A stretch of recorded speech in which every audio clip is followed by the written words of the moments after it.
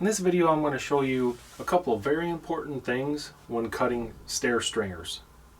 Number one, I'm going to show you how to do this, and you're only going to cut these one time. I know guys that have cut 5 stair stringers before they got it right. Not kidding, they've wasted $80 worth of lumber before they got it right. I'm going to show you a trick how to lay it out and put it in place before you cut it. You're only going to cut it once and it's going to be perfect. Another thing I'm going to show you is how to make your stringers extra strong. There's something that nobody else is doing. I've not seen it on any other video. I do it, and it's going to make your stringers a lot stronger. And I'm going to show you a website that makes stair stringer calculations for you. So if this is the first time you've ever made a stair stringer, it's probably the most scary thing you're going to do if you're renovating your own home or helping a buddy out renovating his home. And I'm going to show you a couple ways to make this easy, stress-free. You're going to cut them once, and they're going to be extra strong. So keep watching. So here's the website you're going to go to. It's mycarpentry.com, and it's the automatic stair calculator. Now there's an automatic and a manual. Now the difference between the automatic and the manual is, in the automatic mode, it means you have no headroom interference. So let's say you had a ductwork, right here. So you have headroom interference. You got to go down to the manual, and it will ask you to input that down there. So in the automatic, there's no headroom clearance issues. You can walk down your stairs and you're not going to hit your head on anything. So here's my dimensions. The total rise is going to be from the finished basement floor to the finished height of the kitchen floor.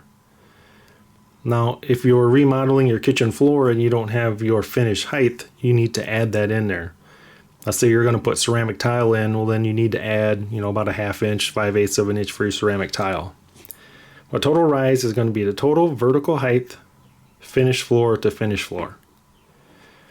Now, the target step height, that's how high you want to lift your feet per step. Now, the average is between 7 and 8 inches, depends on what you want really. Tread thickness, I'm using 2x12s, so they are 1.5 inches thick. So I put that in right there.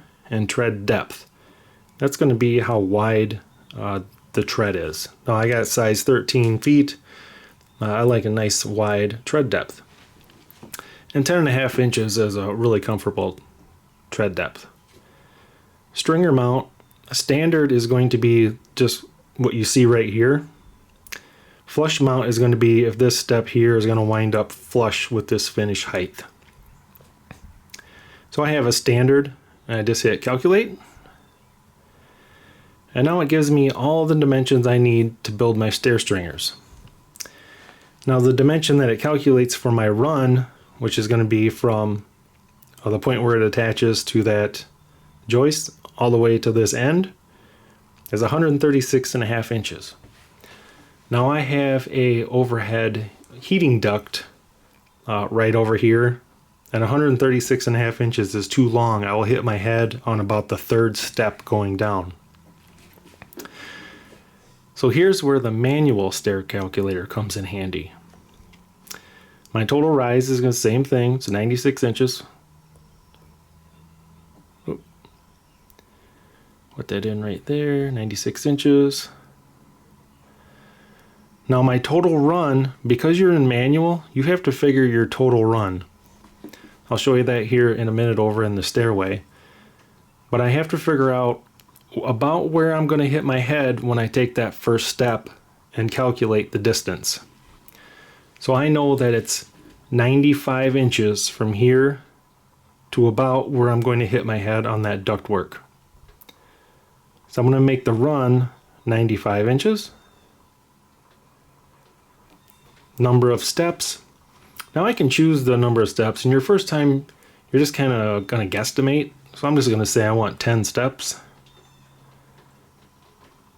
My tread thickness, that's 1.5 inches. standard, mount, calculate. So it gives me all my stringer placements, my tread depth, the thickness of my first step, the total run, which is what I inputted, and the total rise is what I inputted. Now, see how this here is 11 and an eighth, and my actual step height is finish to finish 9 and 5/8. Now that's lifting my leg quite a bit.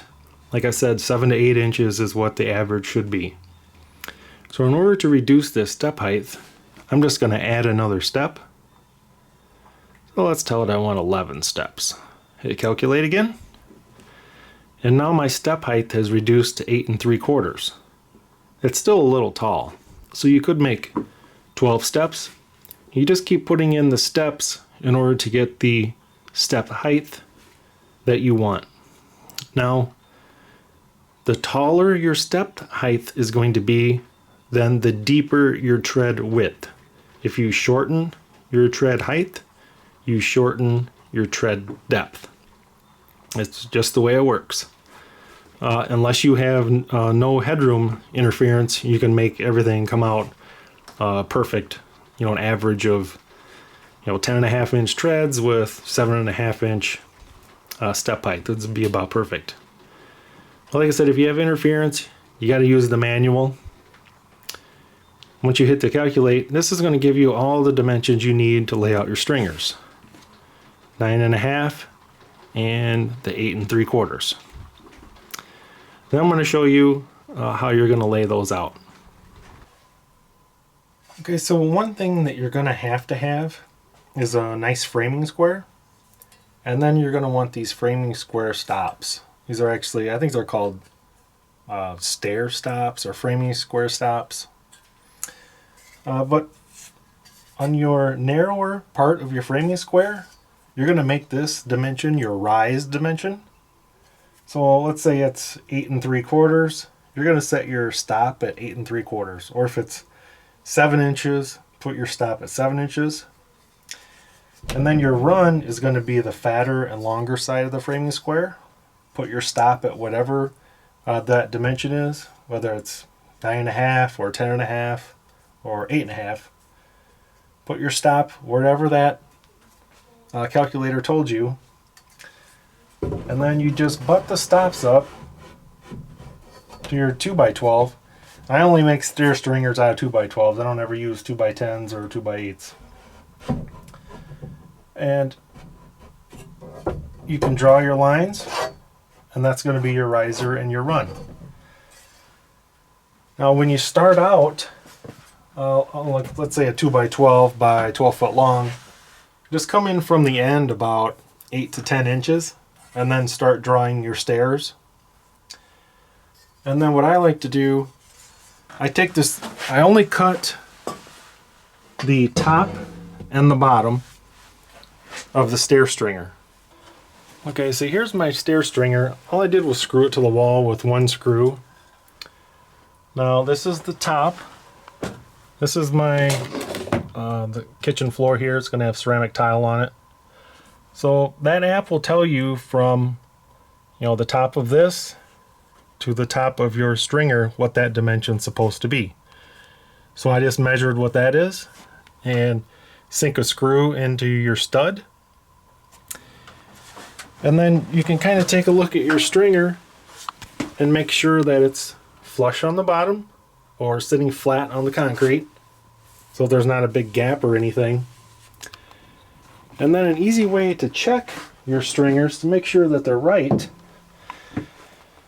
take a level, one of these little torpedo levels, and put it right on your line. As you can see, right there, perfectly level. So now I know that my stair stringers are laid out correctly. Now, some guys, they'll lay out their entire stringer and just start sawing out the triangles, get it all sawed out, put it in place, and oh darn, it's ruined. It's no good. Now, I usually cut up here at the top and at the bottom, say maybe about a three quarters of an inch a little longer than I need to. That way if I need to make any adjustments, I have a little bit of room to adjust the top and the bottom. Whether you want to make sure this is nice and level here and it's level at the bottom. Now that's the best way I can tell you to cut your stringers, and like I said, you're only going to cut them once. You can check these lines. If let's say this is laid out wrong, you can maybe try and figure it out by looking at it, but if you used a pencil or a pen, usually you're not going to get it off the wood. Just flip it over and lay it out again and see if it works with your new calculations. But if you use that mycarpentry.com, the stair calculator, it's perfect every single time as long as the dimensions that you measure are correct. Now, I just want to go over again. You're going to measure finish height here, straight down vertical. That's going to be your total rise. And then your run is going to be coming straight out. I can show you here this. See, that's the heating duct. That's why I have to use the manual mode. Now I can stand under this. I'm standing right under this. This is all going to be drywalled. And I need to make sure I'm not going to hit my head when I take the first step. So I measure from that joist right there, straight across, which is about, there's a mark right there. That's going to give me, let's see, from about here over, give me about 10 inches of clearance. And then I've got that dimension, and that's the dimension that I put into the stair calculator. And it could come out perfect. I drew it all out, screwed it to the wall, and perfectly level, and started making the video. Now I'm going to cut the stringer, and now I'm going to show you how to make your stringers much stronger than just cutting straight in here and straight in here. Nobody else is doing this. I'll probably be the first one to do the video on it. I can tell you one thing do not do is use a skill saw and overcut. You're going to have to overcut about 3/4 of an inch this way, 3/4 of an inch this way. That's just shoddy craftsmanship. Don't ever do that. If you're going to do that, then hire somebody to do your stairs correctly. I'm going to take this out and put it on the sawhorses, and I'm going to show you how I cut it and how to make sure this is never going to crack on you in this corner. Alright guys, I got my stringers all laid out. I've got them all cut out, and I'm going to show you the difference that makes my stringers stronger than the way everybody else is doing them. If you take a look right here, this is a typical stringer. This is actually the one that I pulled out. See, you got a nice sharp corner right there. Well, as everyone knows, whether it's metalworking or woodworking, a sharp corner creates a stress point. Makes it easier for it to crack. If we take a look at the thickness here, I got about, not quite 3.5 inches. Now if we take a look at the stringers that I make, like I said, I only use 2x12s. I've got about 4 3/4. So you see how I've got a nice radius right there? So there is no stress crack point there at all. These are never going to crack right there. Now how I do that, I use a 5/8 spade bit, and I just drill all the holes at the intersections before I make my saw cuts.